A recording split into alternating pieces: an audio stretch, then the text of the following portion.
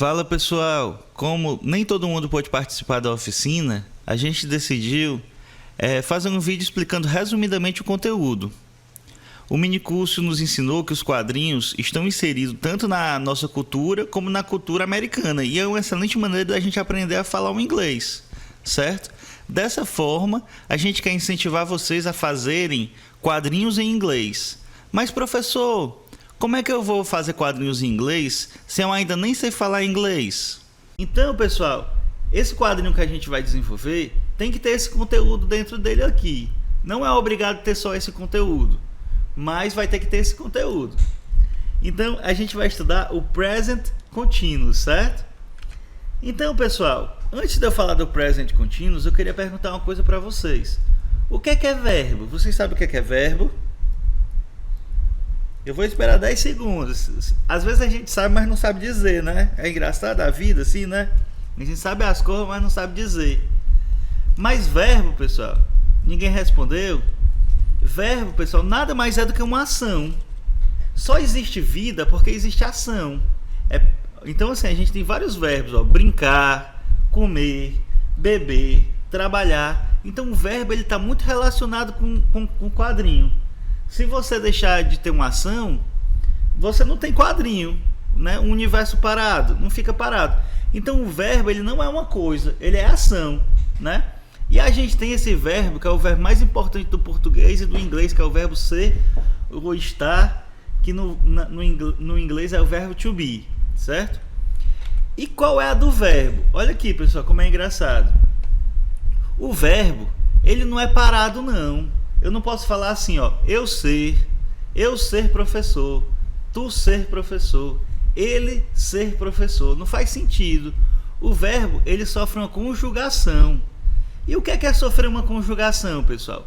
É mudar o verbo. Então, no português, pessoal, eu quero que vocês entendam no português. Porque se vocês entenderem no português, vocês vão entender no inglês. No português, esse verbo aqui, ele vai mudar. Então, eu não falo... ele beber água. Eu falo, ele bebe água. Eu não falo, nós beber água. A gente fala, nós bebemos água. Então a gente muda a conjugação, né? Então a gente tem várias conjugações. Aqui eu coloquei a conjugação do gerúndio: brincando, bebendo, comendo, trabalhando, que é a que a gente vai estudar hoje, certo? Então, o que é o presente contínuo? Nada mais é do que falar uma ação que a gente está fazendo, uma coisa que a gente está fazendo naquele exato momento. Então tem uma pergunta para vocês, ó. Como é que a gente fala no português? Eu não estou nem falando no inglês ainda não. Eu falo assim, ó, eu estou andando, ele está andando, nós estamos andando, eles estão andando. Ou eu falo assim, eu andando, ele andando, nós andamos, nós andando, ele andando. Como é que eu falo? Eu falo na primeira forma ou eu falo na segunda? Primeira forma. Na primeira forma, né? Então aqui, ó, vocês já reparam, pessoal, que a gente precisa de dois verbos. A gente precisa de um verbo estou e a gente precisa do verbo principal para fazer essa frase. Eu não falo assim, ó, eu andando para o shopping. Eu não falo isso. Eu falo, eu estou andando para o shopping.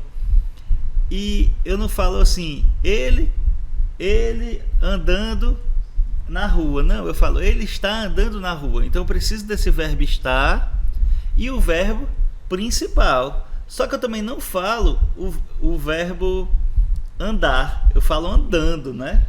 Então, pessoal, o andando no português é o gerúndio. E no inglês a gente vai chamar de presente contínuo. Aqui está presente, mas é present, certo? Deixa eu ajeitar aqui, corrigir. O professor também erra, pessoal. Tem que ter paciência com nós professores também. A gente tem com vocês, corrige a prova de vocês que está errado. Então, quando vocês verem um slide assim do professor, não pode dizer assim, esse cara não sabe de nada não. É igual a gente sabe que vocês erram, mas que vocês são muito inteligentes. Então, pessoal, para formar as frases, a gente sempre vai ter que usar o verbo que? Estar. E o verbo estar no inglês, pessoal, o que é? É o verbo to be, certo? Esse famoso verbo to be que vocês viram na 6ª série, que vocês viram na 7ª série, vocês sempre estão estudando o verbo to be, né? Que é o verbo ser ou estar. Então, assim, no inglês eu não falo assim, I be, you be, he be, porque seria a mesma coisa de eu falar eu ser, ele ser, nós ser. Não, a gente flexiona o verbo. A gente fala eu sou, ele é, ó como muda o verbo. Então, o verbo to be, pessoal, ele tem 3 formas. Ele tem essa forma am, tem essa forma are e tem essa forma is. Pessoal, não é are, é are, certo? Igual um caipira, are, certo? E não é is, é is. Mas se você falar isso, tudo bem, por enquanto, certo? Porque você ainda tem nono, primeiro, segundo e terceiro ano para aprender isso aqui, certo? Tem a vida toda, porque a gente nunca aprende tudo. Então, pessoal, quando eu falo eu não falo eu estou, eu vou falar I am, certo? Já quando eu falo você, eu não falo estou, eu falo está no português, né? Está, ó. Então vai ser you are. Então, he is, que é ele está, né? Porque a gente não vai ter que formar essa frase, né? Ele está andando, ele está comendo. É isso que a gente está estudando, o present continuous. E a nossa história que a gente vai construir tem que ter o present continuous. É o nosso acordo aqui. É como vocês vão ser avaliados até com a escola. O professor Fernando vai falar um pouquinho mais na frente. You are, certo? We are, they are. Então assim, pessoal, aqui está a tradução. Então, se você tiver dúvida, você vem aqui, essa aula está sendo gravada, você vem aqui e olha, certo? E olha. Então, a gente sabe que o verbo to be tem 3 formas. Eu falo I am, né? O he, o she, o it vai ser is, e o you, o we, o they vai ser are. Vocês viram isso no 6º e no 7º. Pode ser que não tenha visto bem, mas vocês já viram. A gente tem vídeo no YouTube, tem um monte de coisa que pode ajudar também. Então, pessoal, como é que a gente transforma no inglês, né, o verbo do gerúndio, esse ando, né, no presente continuous, ó. O verbo trabalhar, no português, a gente coloca o quê? Trabalhando, ó. Trabalhando. O verbo beber, a gente coloca o quê? Bebendo, coloca o N, D e o O, né? O verbo jogar vai ficar como? Jogando. Então, no inglês vai acontecer uma coisa similar, né? O verbo, ele vai ficar com ing. Tá aqui o verbo work, que é o verbo trabalhar, certo? Vai ficar working, certo? O verbo drink, que é o verbo beber, ele vai ficar drinking. O verbo play, ele vai ficar playing, certo? Então, assim, pessoal, vocês não fiquem aflitos não, porque os verbos a gente vai descobrindo com o tempo. Então, se você não sabe todos os verbos, daqui a pouco você vai saber um pouco mais.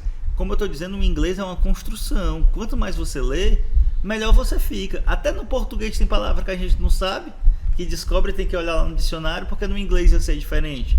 Então, não fiquem aflitos, porque o professor também de vocês vai perguntar na prova só o que a gente viu, certo? Então, como é que a gente constrói frases usando o present continuous? A gente vai fazer nossa revistinha, né? Tá aqui, ó, o Gorilla Man. O pessoal precisou usar o present continuous aqui. Como é que a gente vai usar? A gente tem a forma afirmativa, né? A forma afirmativa é quando a gente está afirmando algo, o nome já está dizendo. Então, como é que é no português, pessoal? Aqui é a forma afirmativa. Eu uso o pronome, certo? Ou o nome. O verbo estar, certo? Mas ele tem que estar flexionado, mais o gerúndio, o verbo no gerúndio, mais o complemento. Então, por exemplo, aqui, ó, eu estou, né? Eu não posso falar estar, eu tenho que conjugar o verbo, né? Se é eu, vai ser estou. Eu estou trabalhando hoje. Eu estou fazendo uma afirmação. Eu estou trabalhando hoje.